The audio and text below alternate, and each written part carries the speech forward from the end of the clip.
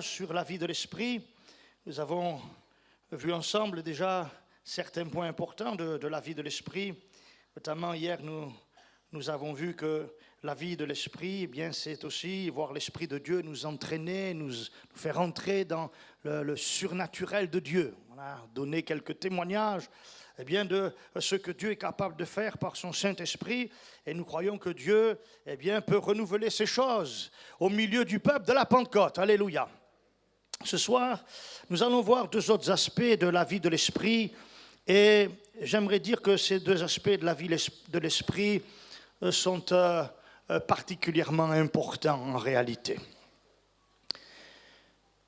Je sais que quand on parle de la vie de l'esprit, on a bien sûr envie de parler eh bien, des manifestations, de la puissance de l'esprit, les dons spirituels.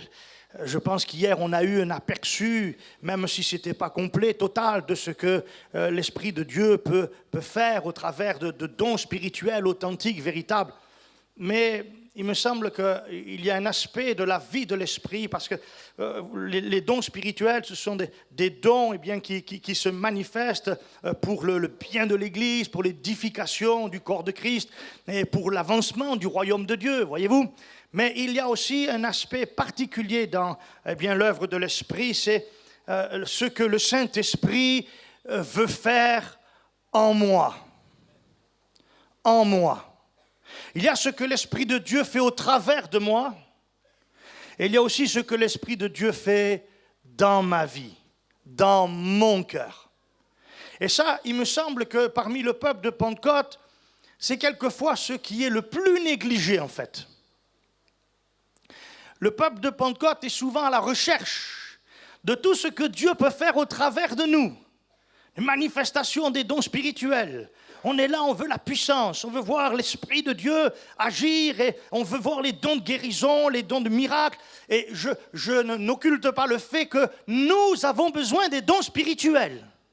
Mais nous ne pouvons pas négliger cet aspect de l'œuvre du Saint-Esprit, à savoir le travail qu'il opère dans notre cœur, dans notre vie.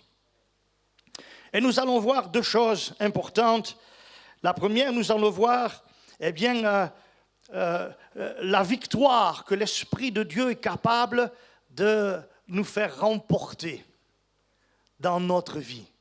Et puis nous verrons aussi cet aspect particulièrement important de l'œuvre de l'Esprit, à savoir la transformation qu'il opère dans ma vie. Un jour, il y a un jeune que je visitais et il me disait qu'il était chrétien. Alors, je voulais bien le croire, mais à l'écouter, je me rendais bien compte qu'il ne l'était pas. C'est ennuyant, non?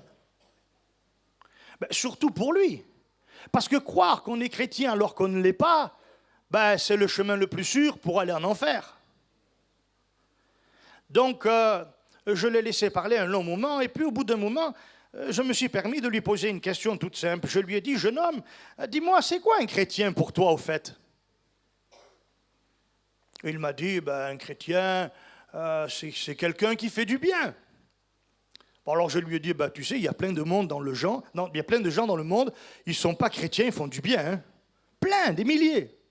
Ah, m'a dit, ah oui, c'est vrai ça. Moi, il était conscient quand même. Hein. Et il m'a sorti 2-3 arguments comme cela pour lesquels j'ai pu dire, mais ça, dans le monde, on le trouve aussi.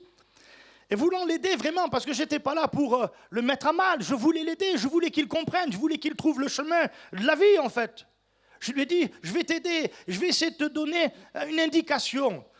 Un chrétien, me semble-t-il, selon ce que la Bible m'enseigne, un chrétien, c'est quelqu'un qui est devenu ou qui est en train de devenir ce que Dieu voulait qu'il devienne par la puissance du Saint-Esprit.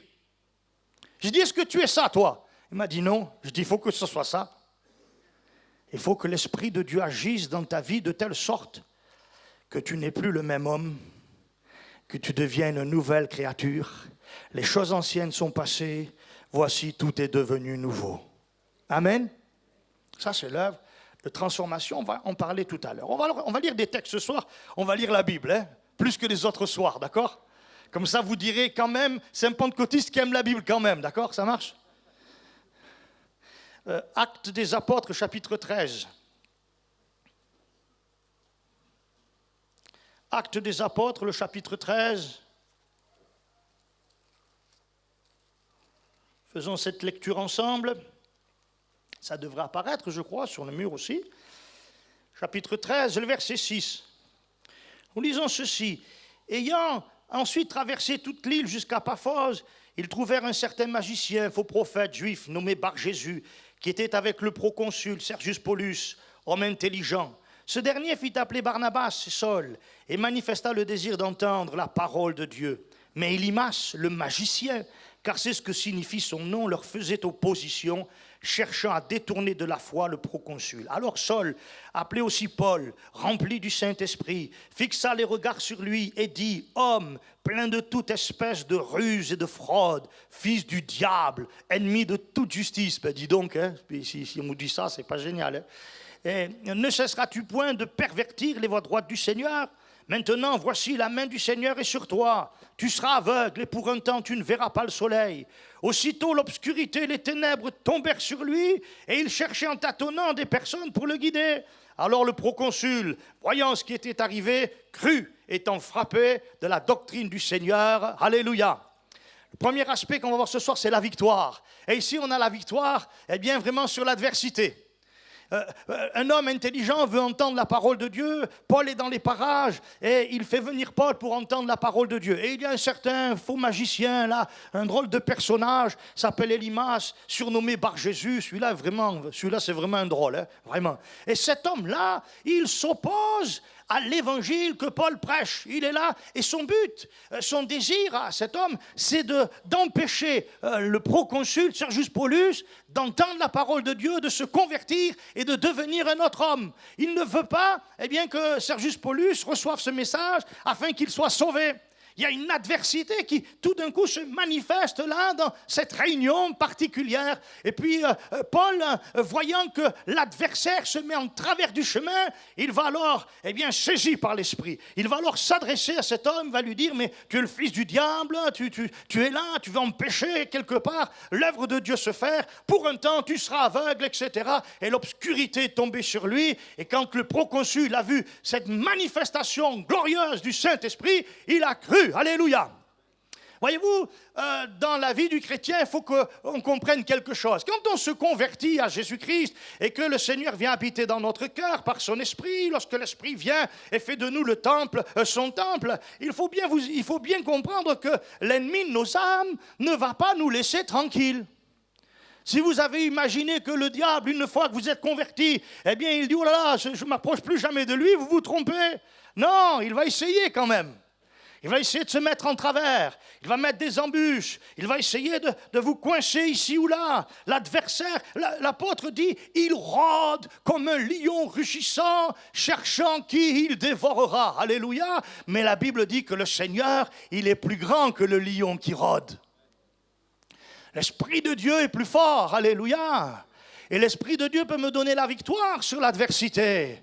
Dans ma vie, peut-être, il y a des choses qui coincent, il y a des choses que le diable a mis, et on se sent comme lié, comme prisonnier, on n'y arrive pas, je ne m'en débarrasse pas de ces choses-là.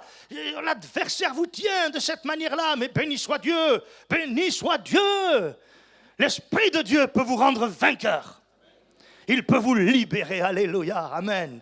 Et ça, c'est vraiment d'une grande importance. Je crois que l'Esprit de Dieu est plus grand que toute autorité. Il est plus grand que toute autorité. Voilà, quand il se lève, l'Esprit de Dieu, quand il commence à œuvrer et qu'il commence à œuvrer dans notre cœur, il nous libère. Il nous libère. Il y a plein de choses qui sont là dans nos vies, dont on a besoin d'être débarrassé, que le diable a su mettre. Par différents moyens, le Seigneur vient et par son esprit, il nous libère, il nous dégage. Alléluia. Pour qu'on puisse être de plus en plus agréable à Dieu. Et que Dieu soit de plus en plus honoré dans notre vie. Parce que c'est là le but que va poursuivre l'esprit, que nos vies puissent honorer notre Dieu. C'est important cela. La victoire.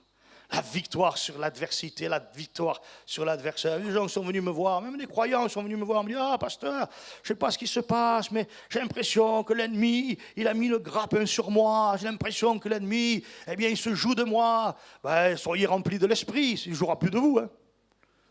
C'est tout. Hein. Soyez pleins de l'esprit. Laissez l'esprit de Dieu agir, qu'il œuvre dans votre cœur, dans votre âme, dans votre esprit, et vous serez plus que vainqueurs. Alléluia. C'est la vérité. Voyez. Et le peuple de la Pentecôte, ce n'est pas un peuple qui est défait. Ce n'est pas un peuple qui marche la tête basse et qui dit je ne m'en sors pas, je ne m'en sortirai jamais. Le peuple de la Pentecôte, il a les yeux fixés sur Jésus. Alléluia.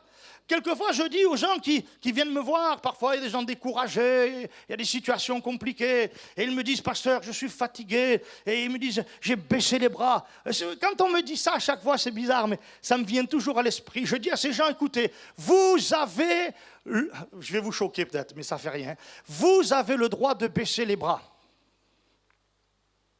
Moïse les a baissés. Et comme vous n'êtes pas plus grand que Moïse, ça peut vous arriver, non? Heureusement, il y avait 2 frères. Hein? Il y a des bons frères dans les églises. Hein? Des bonnes sœurs aussi, hein? Vous inquiétez pas, les femmes. Hein? Ils ont pris les bras de Moïse et ils les ont tenus pour aller jusqu'à la victoire totale et complète. Alléluia. Dans l'église, il y a ça aussi, non? On prie les uns pour les autres, pour la victoire totale dans la vie des uns et des autres. Et je dis souvent à ces gens, vous avez le droit d'avoir les bras baissés, mais il y a une chose que vous n'avez pas le droit de faire. C'est d'avoir la tête baissée. Votre tête fixée sur le haut, vers Jésus.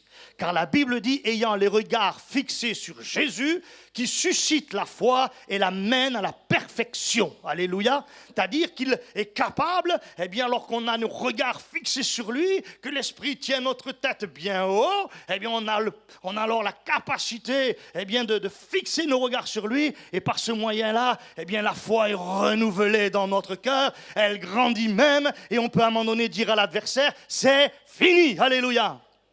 Bon, je vais vous raconter une histoire, mais elle est réelle, cette histoire. Et je le dis, mais... bon. C'est une chrétienne qui, à cause de différentes circonstances, va à un moment donné sombrer dans l'alcoolisme. Mais vraiment sombrer. Elle ne s'en sortait plus. Et vous savez, quand on est chrétien et qu'en plus on sombre dans une telle chose, non seulement il y a le lien qui est là, mais en plus il y a la honte qui est là. Parce qu'on se dit, je suis chrétien, je suis chrétienne, et pourtant, regarde ma vie, comment elle est, Seigneur. Et on a honte de soi-même. Il faut une double délivrance. Un soir, elle vient à l'église et je prêche l'évangile, et ce soir-là, je donne une suite de témoignages de ce que Dieu fait, de ce que Dieu a fait. Et elle m'écoute, elle est attentive à ce que je dis, et au bout d'un moment, elle est assise sur sa chaise et elle se dit dans sa tête, elle se dit, mais tu vois, Seigneur, le pasteur, il a cité plein d'exemples, mais pas le mien. Mais pas le mien. Au moment où dans sa tête, elle se dit ça. Je dis, j'ai connu une jeune fille qui avait des problèmes avec l'alcoolisme. Et là, elle relève la tête et elle écoute attentivement ce que je dis. Elle se dit en elle-même, tiens, peut-être que Dieu pense à moi quand même.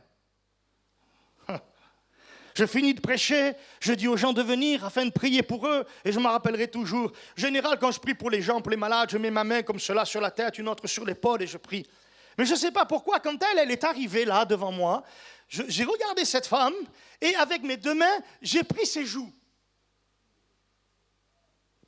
Et au moment où j'ai fait ça et j'ai prié pour elle, elle me l'a dit après, hein, elle me dit, à ce moment-là, Fred, quand tu as posé tes mains comme ça sur mes joues, j'ai été envahi par l'amour de Dieu. Mais envahi par l'amour de Dieu. Je crois qu'elle avait besoin de savoir que Dieu l'aimait encore. Pas vrai? Elle sort de l'église, elle est dans le couloir de l'église. et en elle-même, et ça c'est l'œuvre de l'Esprit. Ça c'est l'œuvre de l'Esprit en nous qui donne la victoire. Elle est dans le couloir de l'église et en elle-même, au fond de son cœur, elle dit, écoute-moi bien le diable, tu m'auras plus jamais. Ce soir, Jésus m'a délivré. Eh bien mes amis, elle a été délivrée ce soir-là, alléluia. La victoire sur l'adversité. Je ne sais pas, peut-être qu'au milieu de nous, il y a un chrétien, une chrétienne qui a sombré dans quelque chose, quelqu'un qui ne s'en sort pas. On ne vous jugera pas. On n'a pas le droit de vous juger parce que la Bible nous dit que celui qui est debout, il prenne garde de tomber. On n'a pas le droit de juger, on a juste le droit de vous aimer et de prier pour vous et avec vous. Mais on est persuadé d'une chose, même si le diable vous dit, mais non, tu es un misérable, regarde malgré tout ce que Dieu a fait pour toi, regarde dans quel état tu es, regarde dans quelle situation tu te trouves, tu devrais avoir honte, mais tu crois que Dieu va t'accueillir, tu crois que Dieu va te recevoir, laissez-moi vous dire, l'Esprit de Dieu va vous dire, Jésus vous aime encore, alléluia. Et non seulement il vous aime encore, mais il veut vous délivrer, alléluia. Il veut vous donner la victoire sur l'adversité, gloire à Dieu. Il veut aussi nous donner la victoire sur quelque chose de très important. Romains chapitre 8. Chapitre 8, verset 1er. Ah, j'aime beaucoup ce verset. Je crois que vous aussi, vous aimez ce verset. Il n'y a donc maintenant aucune condamnation pour ceux qui sont en Jésus-Christ. Mais écoutez la suite. Qui marchent non selon la chair, mais selon l'Esprit. Souvent, on a oublié ça. Hein? On a juste dit, dites-moi si j'ai raison ou pas, on a juste dit, il n'y a plus de condamnation pour ceux qui sont en Jésus-Christ. Et le reste, on l'a oublié. Parce que le reste, ça fait partie du programme. Hein? Qui marche non selon la chair, mais qui marche selon l'Esprit. On a besoin du Saint-Esprit, c'est ça que ça veut dire. On a besoin de marcher là avec l'assistance, le secours du Saint-Esprit, de vivre en relation avec l'Esprit de Dieu. Réellement, on a besoin d'être au diapason de sa volonté, voyez-vous. Que dit l'Écriture après? En effet, la loi de l'Esprit de vie en Jésus-Christ m'a affranchi de la loi du péché et de la mort. Car chose impossible à la loi, parce que la chair la rendait sans force, Dieu a condamné le péché dans la chair, en envoyant à cause du péché son propre Fils, dans une chair semblable à celle du péché, et cela afin que la justice de la loi fût accomplie en nous qui marchons non selon la chair, mais selon l'Esprit. Ceux en effet qui vivent selon la chair s'affectionnent aux choses de la chair, tandis que ceux qui vivent selon l'Esprit s'affectionnent aux choses de l'Esprit. Et l'affection de la chair, c'est la mort. Tandis que l'affection de l'Esprit, c'est la vie et la paix.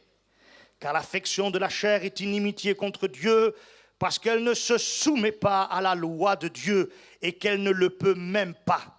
Or, ceux qui vivent selon la chair ne sauraient plaire à Dieu. Pour vous, vous ne vivez pas selon la chair, mais selon l'Esprit. Si du moins l'Esprit de Dieu habite en vous. Si quelqu'un n'a pas l'Esprit de Christ, il ne lui appartient pas. Et si Christ est en vous, le corps, il est vrai, est mort à cause du péché, mais l'Esprit est vie à cause de la justice. Et si l'Esprit de celui qui a ressuscité Jésus d'entre les morts habite en vous, celui qui a ressuscité Christ d'entre les morts rendra aussi la vie à vos corps mortels par son Esprit qui habite en vous. Ainsi donc, frères, nous ne sommes point redevables à la chair pour vivre selon la chair. Si vous vivez selon la chair, vous mourrez. Mais si par l'Esprit vous faites mourir les actions du corps, vous vivrez. Je pense qu'il faut prendre très au sérieux ces versets de la Bible. Très au sérieux. Que de fois, nous avons essayé de ne plus se laisser vaincre par le péché. Que de fois on a essayé par nous-mêmes, sans résultat. Que d'efforts nous avons déployés dans nos vies parfois pour triompher du péché sans parvenir à le vaincre. Nous avons fait cela jusqu'à ce que le Saint-Esprit nous saisisse et nous conduise à la croix. Jusqu'à ce que le Saint-Esprit nous fasse contempler l'œuvre du crucifié. Jusqu'à ce qu'il vienne. Jusqu'à ce que l'Esprit nous fasse comprendre, réaliser, oui, le sang de Jésus purifie de tout péché. C'est le Saint-Esprit qui nous révèle cela, qui nous le fait comprendre. et qui nous permet de le saisir comme une réalité pour nous-mêmes. Pour nous-mêmes. Vous savez, la chair, elle est coriace. Ah là, hein? Ah, elle est coriace, la chair. Elle ne veut pas mourir. Non. Elle revendique. Elle revendique son droit d'exister. Elle dit non, j'ai le droit. Je veux vivre. Et cette chair, elle a des désirs contraires à l'Esprit de Dieu. C'est la Bible qui nous le dit dans ce texte. L'Esprit de Dieu a des désirs. Il a des désirs divins. Il a des désirs purs. Il a des désirs saints. La chair a des désirs contraires. Je vais vous faire sourire, mais ne le prenez pas mal si quelques-uns l'ont été. La chair, c'est un gilet jaune. Elle revendique. Ouais.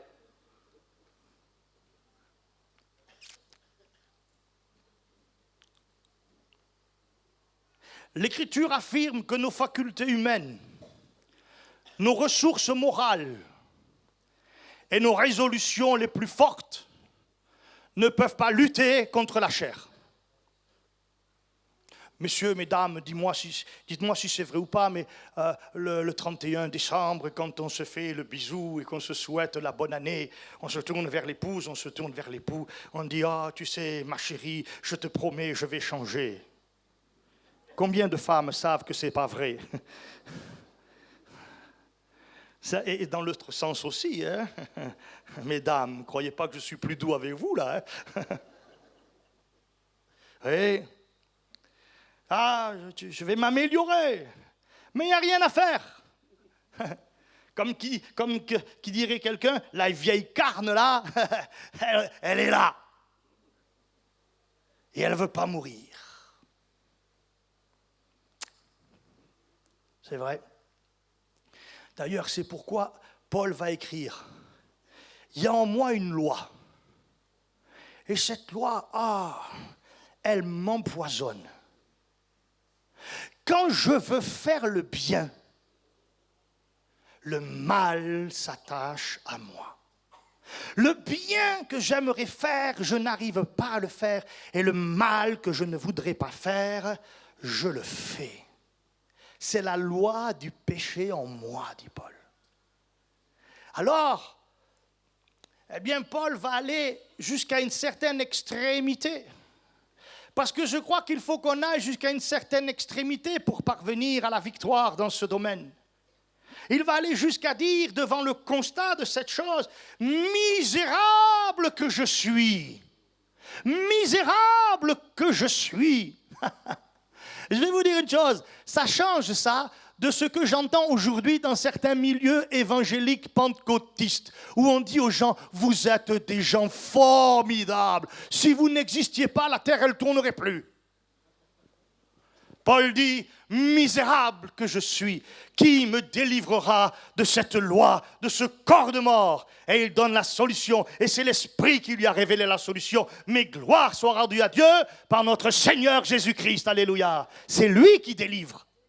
C'est lui qui libère. C'est lui qui donne la victoire sur la chair et sur le péché. C'est pas moi. Tu pourras faire tous les efforts que tu veux, déployer tous les efforts que tu vas avoir. Tu n'arriveras pas à te débarrasser de la chair. Tu n'arriveras pas à te débarrasser du péché. Mais si c'est l'Esprit de Dieu qui agit dans ton cœur et dans ta vie, alors tu verras que l'Esprit de Dieu va te faire triompher de la chair et du péché. Alléluia. Quelques-uns me disent, pasteur, c'est compliqué. Oui, j'ai du mal avec cette chose-là, ce péché dans ma vie. Je pleure quelquefois, je m'humilie même, Seigneur. J'arrive pas, mais ça suffit pas de dire j'arrive pas. Il faut dire, Seigneur, remplis-moi du Saint-Esprit. Et quand je vais être rempli du Saint-Esprit, tout ça va disparaître. Alléluia. Le pentecôtiste, il croit ça. Vous savez, le pentecôtiste, il croit ça. Quand l'Esprit de Dieu vient, tout devient plus facile. On est libéré, délivré. La victoire. Paul dit de ne pas marcher selon la chair. Et il va jusqu'à dire, si vous vivez selon la chair, vous allez mourir. Vous avez bien entendu? Vous avez bien entendu? Si vous vivez selon la chair, vous allez mourir. C'est sérieux, hein? C'est très sérieux. Mais il donne la contrepartie. Il dit, mais si par l'esprit, vous faites mourir les actions du corps, vous vivrez. Le thème, c'est la vie de l'esprit. Et oui, l'esprit donne la vie. Il nous débarrasse de ce qui produit la mort. Il faut juste le laisser agir. Il faut le laisser faire en nous. Et j'aimerais dire, excusez-moi, mais je vais aborder une petite chose très simple. Je crois qu'il faut lui donner l'occasion et le temps d'agir en nous. Vous savez ce que disent aujourd'hui les gens? Ils disent, j'ai pas le temps. J'ai pas le temps. Non, je suis trop occupé, trop pris, je ne peux pas aller devant Dieu, prendre du temps pour que Dieu me saisisse, me remplisse, voilà, pour que la vie de l'esprit se manifeste en moi. Je n'ai pas le temps, non. Pasteur, si vous saviez, je le sais. Je pense qu'en métropole, c'est comme ici. Et ici, c'est comme en métropole. La vie, elle peut être stressante, on est pris. J'ai remarqué, c'est bizarre, votre île, elle n'est pas très grande en fait, en réalité. Hein, mais il y a beaucoup de voitures. Être pris dans les bouchons, hein? Non? Écoutez, je vous donne une idée, c'est comme ça me traverse l'esprit, ça peut peut-être servir à quelqu'un. Vous êtes dans la voiture, dans le bouchon, au lieu de vous énerver avec celui qui est devant, celui qui est derrière, priez, louez le Seigneur, dites Seigneur, remplis-moi du Saint-Esprit, ça sera mieux, non? Ouais. Faire mourir les actions du corps par l'action et l'œuvre du Saint-Esprit, afin que nous vivions. C'est le désir de Dieu.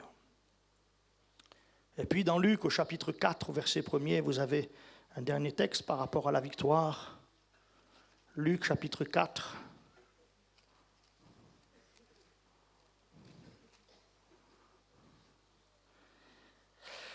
Écoutez bien, Jésus lui-même, rempli du Saint-Esprit, revint du Jourdain, et il fut conduit par l'Esprit dans le désert où il fut tenté par le diable pendant 40 jours. Il ne mangea rien durant ces jours-là, et après qu'ils furent écoulés, il eut faim. Le diable lui dit, si tu es fils de Dieu, ordonne à cette pierre qu'elle devienne du pain. Jésus lui répondit, il est écrit, l'homme ne vivra pas de pain seulement, mais de toute parole de Dieu. Vous pourrez lire la suite à la maison. C'est l'épreuve que le Seigneur va rencontrer. La tentation, le tentateur s'étant approché. Et remarquez bien une chose, c'est que Jésus est rempli du Saint-Esprit. Et l'Esprit en lui, la plénitude de l'Esprit en lui et la parole, les deux combinés vont permettre à Jésus de résister à la tentation, de repousser la tentation et de ne pas succomber à ce que le diable mettait devant lui. Je crois, frères et sœurs, que nous ne sommes pas plus grands que le Maître. Les tentations, vous allez les connaître et vous allez les avoir. Vous savez, autrefois, peut-être que pour certaines tentations, il fallait aller les chercher. Hein. Vrai ou pas? Il fallait faire certaines choses pour aller voir quelques tentations. Hein. Mais aujourd'hui, ce n'est plus la peine. Les tentations, elles viennent jusqu'à vous. N'est-ce pas? L'image de cette pauvre jeune femme, avait quelques tensions avec son mari, ça n'allait pas fort. Et un jour, elle est sur son ordinateur, et elle commence à communiquer avec des personnes, et elle tombe sur un monsieur sur son ordinateur, et il a l'air tellement gentil, le monsieur. Il l'écoute, il la comprend, il est tellement différent de son mari. Elle n'est pas allée le chercher quelque part, si, peut-être un peu en cliquant. Mais quand même, c'est bienvenu à elle, n'est-ce pas? J'aimerais vous dire, ne vous empoisonnez pas à aller chercher des tentations, elles vont venir toutes seules. Elles se déplaceront jusqu'à vous. Et si vous n'êtes pas armé, vous risquez de succomber. Et les armes les meilleures et les plus sûres, c'est le Saint-Esprit et la parole. C'est avec cela que je vais pouvoir vaincre les tentations. Peut-être qu'au milieu de nous ce soir, il y a une jeune fille, un jeune homme, je ne sais pas, peut-être il y a peut-être même un homme, une femme là. Il y a une tentation dans ta vie, il y a quelque chose qui est venu jusqu'à toi, tu es tenté par quelque chose, tu sais que c'est le péché, tu sais que c'est mal. Et peut-être même que cette tentation qui est venue jusqu'à toi, que tu vois maintenant, que tu subis quelque part, eh bien tu essaies de la tourner à ton avantage, en trouvant des excuses, en trouvant des choses, des arguments. Tu vois, ton raisonnement t'amène à dire non, mais c'est pas tellement le péché, mais non, c'est rien, c'est pas si grave que ça, non. Si c'est la tentation, repousse. En étant rempli de l'Esprit, et en citant les Écritures saintes, en t'accrochant à la parole de Dieu, en serrant la parole de Dieu dans ton cœur, de telle sorte que la tentation ne pourra pas entrer réellement dans ta vie. Ouais. L'ennemi est rusé. L'ennemi est rusé. Il y a des tentations subtiles aujourd'hui de la part de l'adversaire. Savez-vous ça? Des tentations très subtiles de la part de l'adversaire. Et si on n'y prend pas garde, on risque d'être piégé par l'ennemi de nos âmes. Jésus lui-même, par exemple, regardez la subtilité de la tentation de l'adversaire. Le diable va dire à Jésus, alors qu'il le transporte sur le haut du temple, il lui dit « Jette-toi en bas, car il est écrit à ton sujet que des anges te porteront sur leurs mains de peur que tu ne heurtes contre une pierre. » Voyez-vous? Il cite même la Bible. Il y a une connotation spirituelle dans la tentation que le diable place sous le Seigneur, sous le regard du Seigneur. Allez, vas-y, jette-toi. La Bible dit à ton égard, mais vas-y, fais-le. Et Jésus lui répond, il est écrit aussi, tu ne tenteras point le Seigneur ton Dieu. Mais si vous regardez bien les choses et que vous allez chercher le texte que le diable a cité, parce qu'il a cité l'Écriture, il a bien cité la parole de Dieu. Mais qu'est-ce qu'il a fait quand il a cité la parole de Dieu? Il a pris le texte, il l'a sorti de son contexte et il lui a fait dire ce qu'il voulait lui. Comprenez ça? C'est pour ça qu'il faut qu'on ait une connaissance de la parole de Dieu réelle.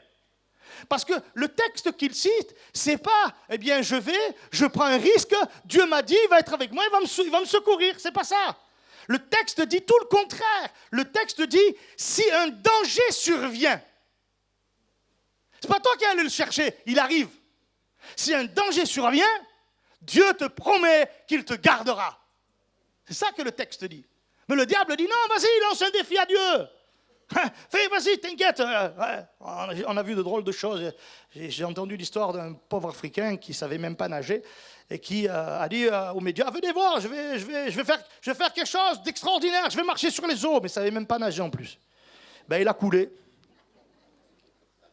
Il a voulu lancer un défi, vous allez voir. Mais non, ça ne marche pas ça.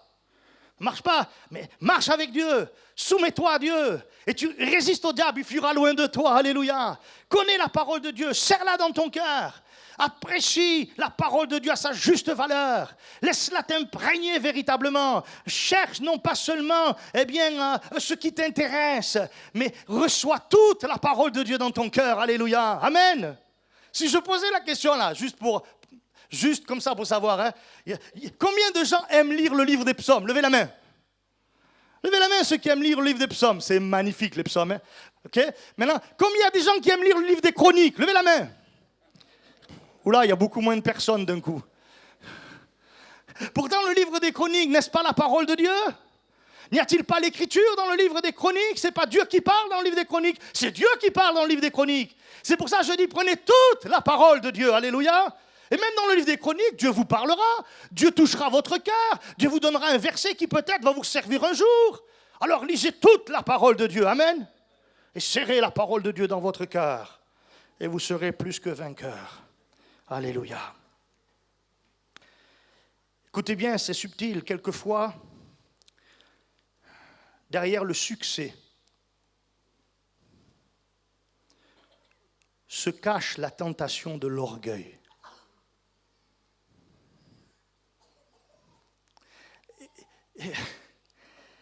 Dieu nous donne du succès. On ne vient pas, on dit « Oh, regardez quand même ce que j'ai fait ». Non, on ne va pas faire ça. Mais au fond de soi, on dit « Oh, quand même, hein.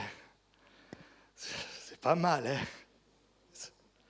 C'est avec moi. Hein. Vous inquiétez pas, si ce n'est pas avec vous, ça sera avec quelqu'un d'autre. Il vous fait juste la grâce de le faire avec vous, c'est tout. Pas vrai?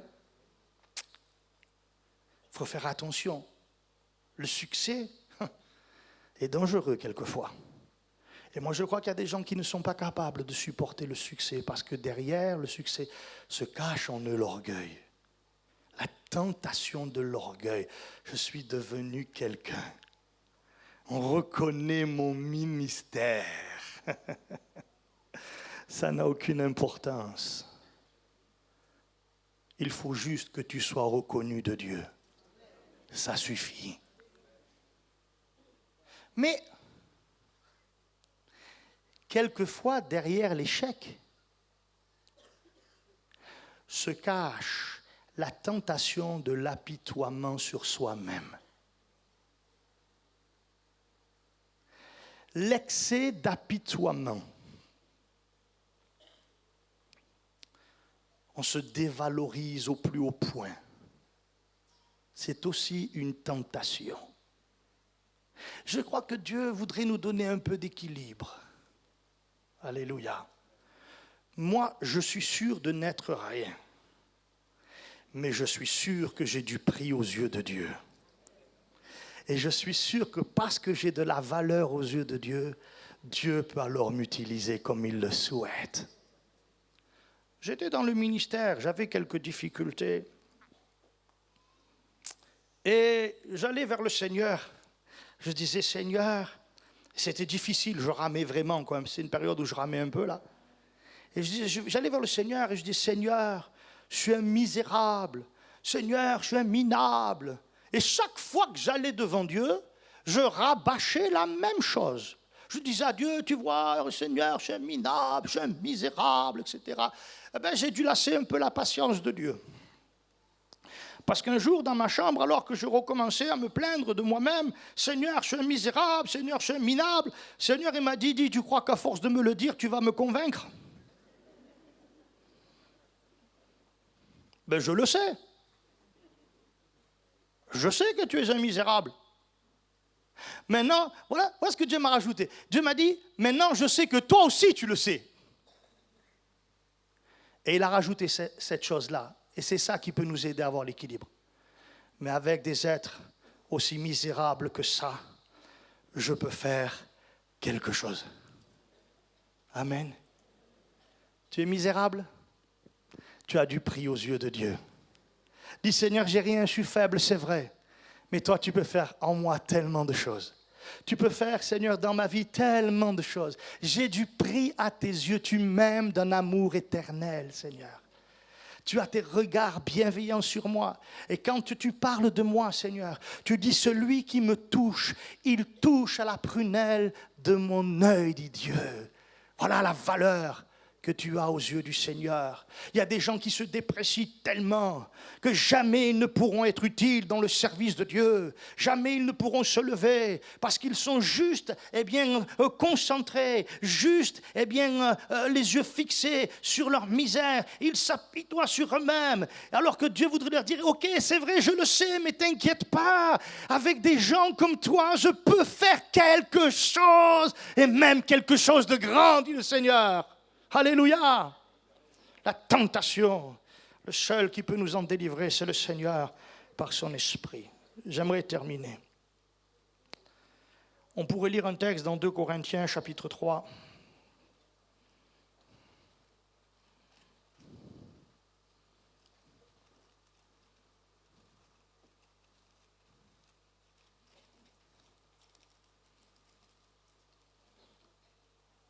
Verset 17.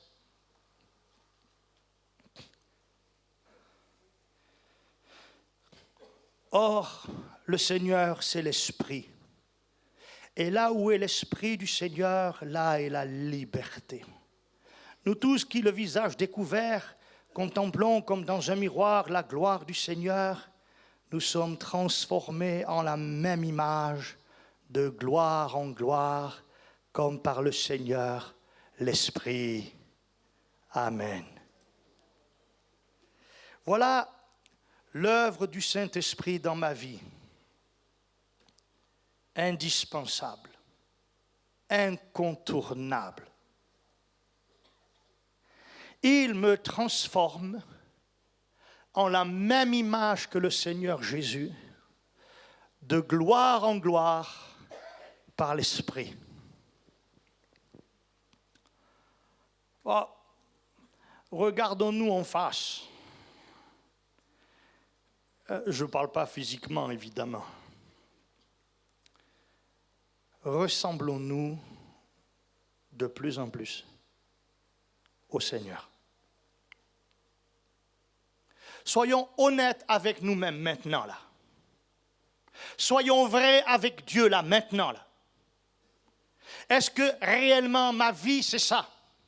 Est-ce que l'Esprit de Dieu peut encore et fait encore cette œuvre en moi de transformation, de telle sorte que quand on me voit, quand on me regarde, on dit celui-là, il appartient à Jésus, il ressemble à Jésus. Parce que c'est ça l'œuvre de l'Esprit. Et je crois que cette œuvre-là de l'Esprit, c'est la chose la plus négligée dans les milieux pentecôtistes.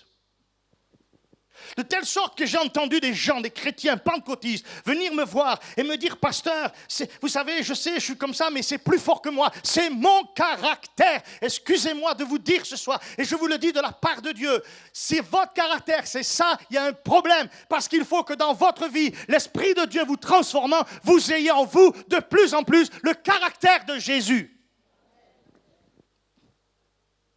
Or, il s'avère qu'on voit souvent le contraire. Et c'est pourquoi on voit des querelles, des disputes. C'est pourquoi on voit de l'animosité, on voit des jalousies. C'est pourquoi on voit des choses incroyables, parfois, au sein même des églises. On dit, mais on ne comprend pas comment ça se fait. Pourquoi dans nos églises, il y a ceci, il y a cela. Un jour, je prêchais dans une église un dimanche matin et je parlais de ces querelles que quelquefois il y a dans les églises. Et puis je dis, ça c'est comme si, vous savez, dans une famille, les gens sont chrétiens les uns les autres et puis la belle-fille, la belle-mère, eh bien, ils ne peuvent pas se voir. Ils sont chrétiennes, mais ils ne peuvent pas se voir. Et à l'église, elles viennent, la belle-fille, elle est là, la belle-mère, elle est là-bas. Ce que je ne savais pas, c'est qu'il y avait la belle-fille là et la belle-mère là-bas. Et elles ne pouvaient pas se voir. C'est pas normal. C'est pas normal. Il doit y avoir l'amour, la douceur, la bonté. Il doit y avoir le fruit de l'Esprit qui manifeste le caractère de Jésus. N'est-ce pas? Il y a des gens qui sont persuadés, je ne sais pas comment ils arrivent à se persuader de cela, sont persuadés qu'ils vont arriver devant Dieu dans le ciel en disant, Seigneur, moi je peux rentrer quand même. Ah, j'avais la colère, l'animosité, l'envie, les jalousies, tout ça, mais c'est pas grave, j'ai cru, donc je rentre quand même. Tu risques d'entendre Dieu te dire autre chose.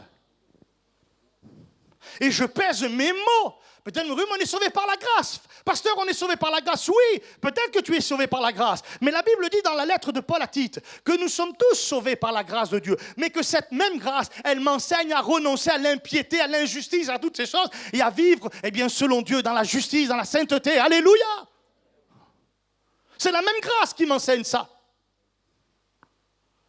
Il y a des gens qui se satisfont. Ils disent, pas de problème. Non, pas de problème. Si. Si c'est ça dans ta vie, il y a un problème. Il faut que ça change. Il faut que ça change.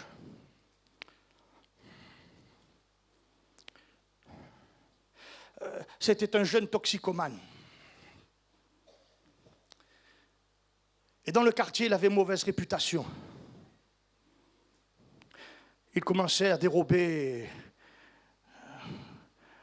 ce qu'il y avait dans la maison de ses parents même, pour aller s'acheter la drogue qui lui était nécessaire. Un jour, les parents lui ont dit, ça suffit. Tu sors de notre maison. On ne peut plus supporter ça. Il est allé vivre dans le même quartier. Sur un parking, il y avait une vieille 4L abandonnée. il en a fait sa maison. Et dans le quartier, tout le monde disait, lui là, il est foutu. Il est foutu. Un jour, une chrétienne est allée devant la 4L. Il était là en train de dormir. Elle a frappé à la vitre de la 4L. Il a ouvert. Elle lui a dit, tu sais, dans le quartier, tout le monde dit que tu es un homme foutu, un homme mort. Mais je connais quelqu'un qui peut changer ta vie. Et alors il le regarde et dit, et c'est qui peut faire ça? Elle lui dit, Jésus peut changer et transformer ta vie. Elle lui donne un prospectus. Il la regarde, prend un prospectus. Ouais, ça va, c'est bon. Pof, il repose le prospectus et il referme. Mais l'Esprit de Dieu va commencer à travailler. Et voilà qu'un jour, il vient à l'église. Il entend l'évangile. Ça le touche, ça le bouleverse. Il commence à faire des expériences avec Dieu, de vraies expériences avec Dieu. Seulement pendant bien quelque temps, sa vie, elle va être ainsi faite. En haut, quand il est à l'église, tout va bien. En bas. En haut, en bas. Quand ça va, il est en haut dans l'église. Quand ça ne va pas, il est en bas en prison. On le voyait faire comme cela quelques apparitions dans notre église. Quand on le voyait, c'est formidable, peut-être que c'est un bon moment pour lui. Puis quand on ne le voyait plus, on disait, il doit être en prison. Ça a été comme ça un moment. Un jour, alors qu'il s'est fait attraper en train de faire un mauvais coup dans une maison, on l'a pris directement, on l'a amené en prison. Il s'est retrouvé dans sa cellule. Et un matin, vers 4-5 heures du matin, là, il a commencé à réfléchir un peu à sa vie. Dans la cellule, il y avait la télévision. Je ne sais pas si quelques-uns ont connu ça, mais je pense que oui. La télévision, il n'y avait pas comme aujourd'hui les émissions en continu, 24 heures. À l'époque, ce n'était pas ça. À l'époque, il y avait le matin, bonheur, il y avait ce qu'on appelait la mire. Et en fait, passaient par là des émissions de radio. N'est-ce pas? Et là, lui, il est dans sa cellule, là, et il y a la télé qui est allumée, il y a la mire, là, il entend la radio, et puis il se dit, oh là, ma vie, elle est misérable. Et il fait le point sur sa vie. Et il en arrive à une constatation terrible. Il va se dire, à la fin de sa réflexion, il va se dire, je suis un homme perdu. Dieu m'a fait grâce tant de fois, et tant de fois j'ai fait n'importe quoi de sa grâce. Maintenant, je suis un homme perdu. En fait, je suis un homme damné pour l'éternité. Il arrive à cette conclusion. Écoutez bien la suite. Au moment où il se dit ça, à la radio, là, commence une émission chrétienne. On annonce un pasteur qui va prêcher l'évangile. Et le pasteur commence à prêcher l'évangile. Et écoutez bien ça, le pasteur commence avec ces mots. Toi qui es tout seul là, dans ta misère, toi qui te dis dans ton cœur là maintenant que tu es damné pour l'éternité, Dieu n'en a pas fini avec toi. Il m'explique, je tombe à genoux dans ma cellule. Je crie à Dieu de tout mon cœur. Je me repens de tout mon cœur, il me dit à ce moment-là.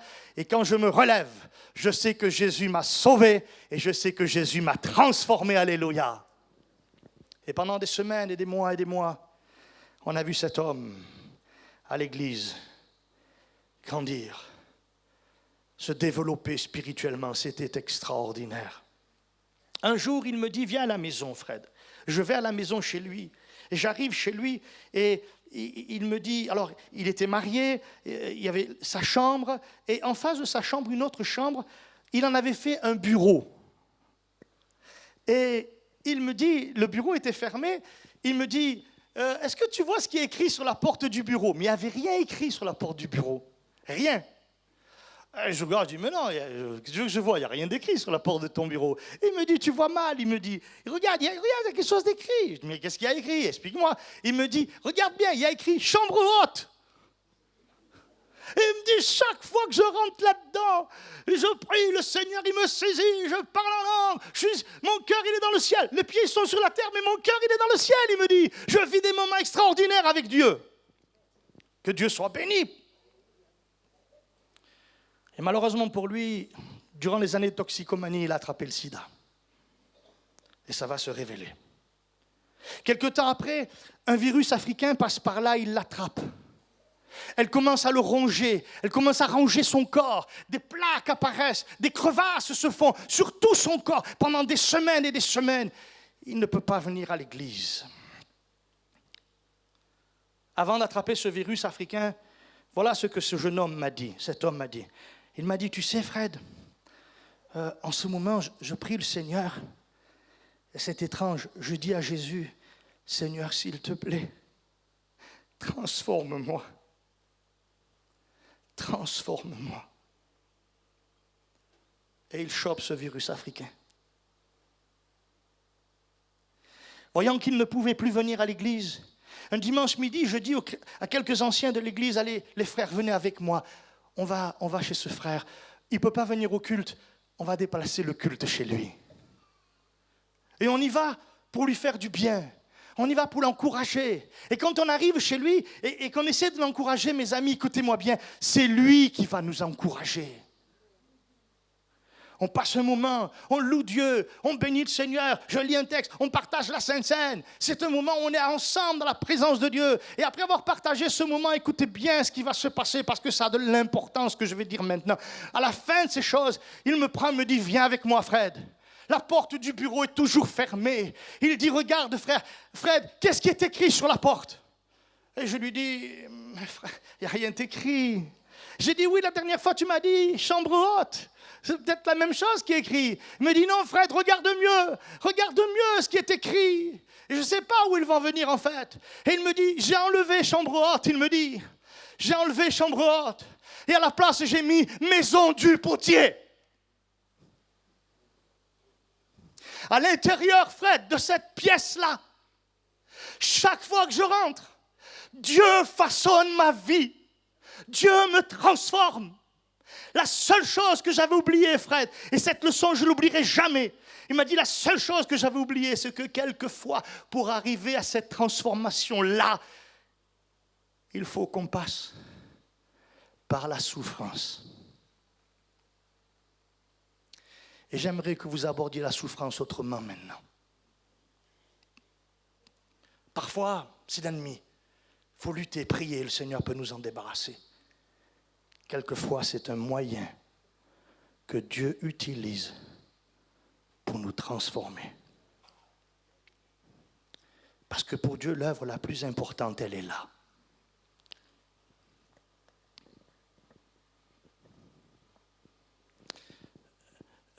Quelqu'un a écrit, la Bible ne nous a pas été donnée pour que l'on sache comment va le ciel. Elle nous a été donnée pour savoir comment on va au ciel. Alors qu'un matin, je priais, le Seigneur m'a montré une chose très importante. Dites-moi, vous, frères et sœurs, est-ce que vous savez que Jésus revient bientôt? Je répète, est-ce que vous savez que Jésus revient bientôt? Dieu m'a montré ce matin-là quelque chose de très important. Il faut, c'est impératif, il faut que l'Église se prépare à rencontrer le Seigneur. Tu ne peux pas aller au ciel n'importe comment. Tu ne peux pas aller au ciel de n'importe quelle manière. Ton éternité se prépare. Tu ne peux pas vivre n'importe comment et te dire je vais aller au ciel. C'est impossible. Il faut que ton cœur soit prêt. Mon dernier propos sera celui-ci. Il y a quelques semaines, je priais, puis j'ai cette pensée. Imagine, Fred, qu'un dimanche matin, tu arrives là, et le Seigneur, toi ou un autre, pris comme ça, là, le Seigneur, eh bien, il a mis sur votre vie, pendant toute la semaine, une caméra, 24 heures sur 24. Et le dimanche matin qui arrive, le Seigneur, il montre les meilleurs moments. Et là, devant tout le monde, s'affiche. C'est quoi votre vie en réalité? C'est quoi votre vie en dehors des réunions? C'est quoi votre vie eh bien, en dehors de l'église? Parce que je peux être un saint à l'église. est autre chose qu'un sein à l'extérieur. Et imaginez que Dieu fasse ça là. Comment vous seriez-vous? Imaginez ce dimanche là, le pasteur va dire on a des images de la sœur une telle là, on va les montrer, on va voir c'était quoi sa semaine.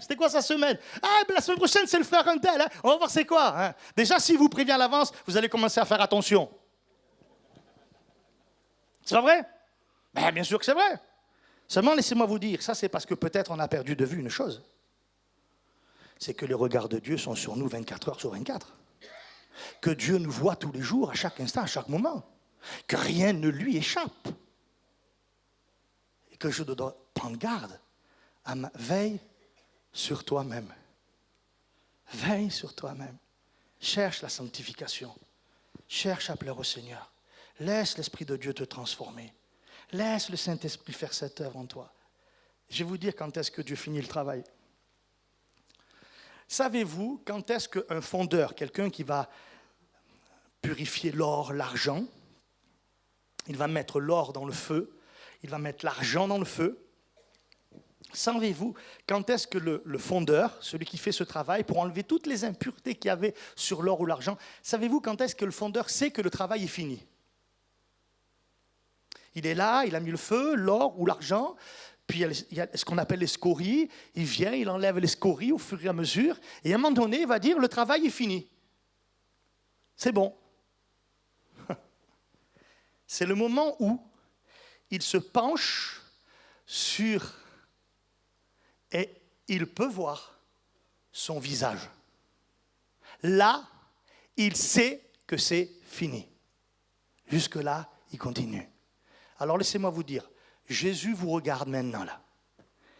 Est-ce qu'il peut voir son visage? Il y a des scories encore à enlever? Chez moi, il y en a encore. Chez vous aussi? Ensemble, prions-le pour qu'il enlève les scories.